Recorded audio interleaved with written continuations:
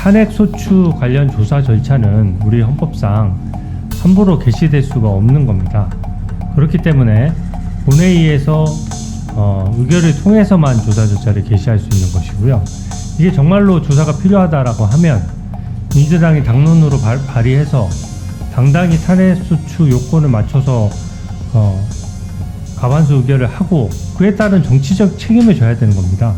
이런 식으로 청원서 2장짜리 청원서가 접수됐다라고 해서 중요 안건이라는 사유를 붙여서 청문회를 막 열 수는 없는 것입니다. 이렇게 탄핵 조사 절차가 함부로 개시될 수 있다고 한다 그러면 우리나라 국익은 물론이고 국민들께도 늘 민생을 다루지 않고 이런 식으로 계속해서 위법성이 명확하지 않은 사안에 대해서 일단 조사부터 해보자 라고 한다 그러면 국정 운영이 제대로 될 수 없을 것이라고 생각합니다.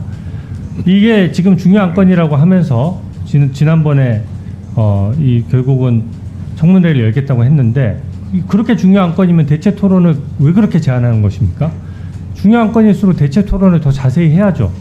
근데 국민의힘 의원들의 발언권은 최소한으로 아주 한두 명밖에 발언 못하도록 제한하면서 이렇게 중요한 건이라고 하면 국민 여러분께 설득력이 있겠습니까?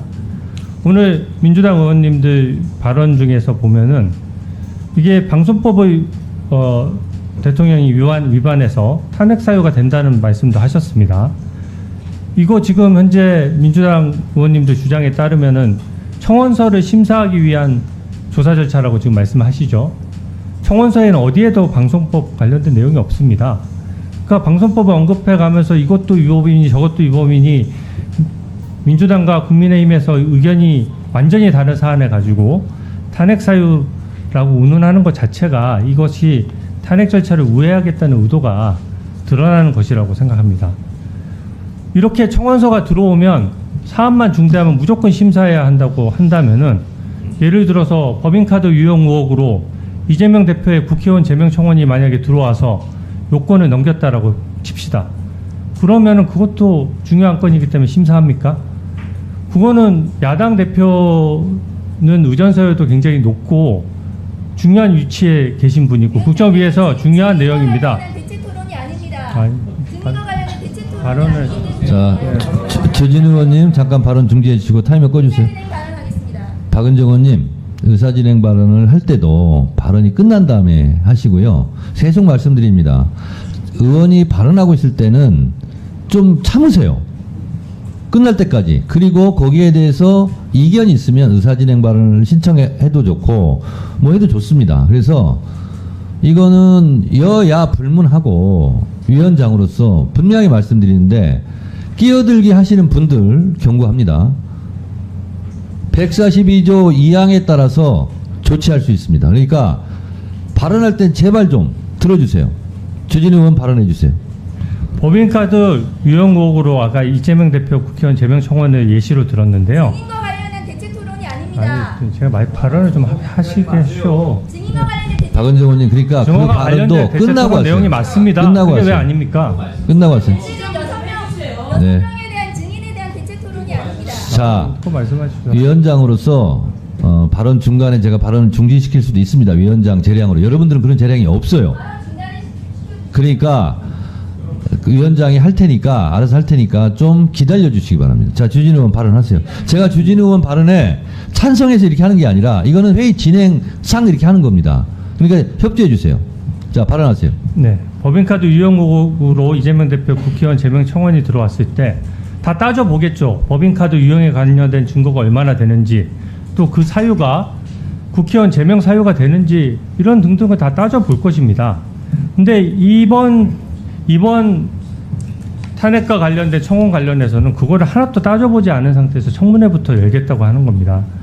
보면 그 안건이 아까 법사위에 계류됐기 때문에 무조건 청원 대상이 된다는 식으로 말씀하셨는데 실제로는 법사위에 계류된 것은 청원 대상이 되는지 안 되는지를 여기서 따져보라는 것입니다.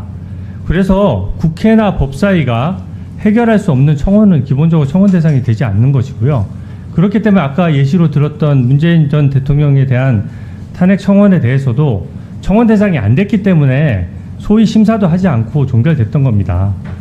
그리고 그 사유들을 보면은요, 지금 순직 해병대원 사건 현재 수사 중일 뿐만 아니라 박정훈 수사단장이 일주일 만에 천척도 안 되는 조사 결과 가지고 8명 입건했는데 얼마 전에 1년여 만에 경찰 수사 결과가 나왔습니다. 근데 수사 결과가 완전히 박정훈 수사단장 결론하고 달랐죠. 국방부 장관이 박정훈 수사단장의 조사 결과를 신뢰하지 못하고 그걸 지적했다고 하더라도 그것이 바로 직권남용이라고 단정하기 어려운 겁니다. 근데 무조건 탄핵 사유가 될 수도 있다는 거 가정에서 조사부터 하고 본다는 것은 이거는 탄핵 소추 절차를 엄격히 하라는 헌법 정신에도 맞지 않는 내용이고요. 더더군다나 지금 증인으로 신청된 사람들 보면은 여기 버젓이 도이치모터스 주가 조작 사건이라고 나와 있지 않습니까?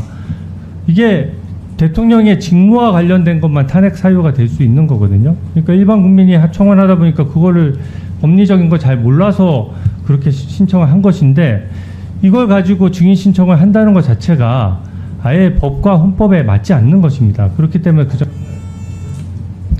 자, 주진우 의원 토론 내용 중에 또 위원장이 이 진행하는 부분에 대해서 또 말씀하셨기 때문에 다시 또 한 번 말씀드립니다. 저도 입이 아픕니다.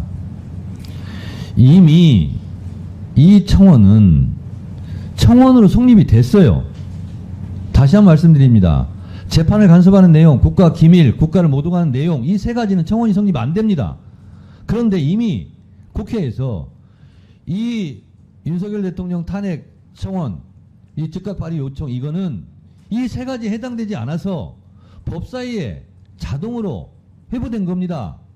그래서 그거에 대해서 지금 국회법 65조 1항에 따라서 청문 절차를 할 수 있기 때문에 청문회를 열고자 증인 채택까지 됐어요. 그래서 지금 추가 증인 안건에 대해서 토론하고 있습니다. 이 자체를 인정 못하겠다 그러면 토론에 참여하면 안 돼요. 나는 원초적으로 이 청원은 청원이 아니다. 성립할 수 없다. 그래 나는 토론도 참여할 수 없다. 라고 해서 퇴장하셔야 되는 거야. 앉아서 토론하면서 이거는 성립할 수 없습니다. 자꾸 얘기하면 본인 말에 의해서 탄핵되는 거예요. 자기 모순이에요. 그래서 제가 말씀드리는 거잖아요. 이미 절차가 진행돼서 토론하고 있으니 그 이전에 이것이 청원으로 성립하냐 마냐는 가급적이면 자제해 주시고 오늘 안건은 지금 6명 추가 증인에 대해서 찬성이냐 반대냐 이 토론을 해 주십사라고 제가 여러분들께 말씀을 드렸죠.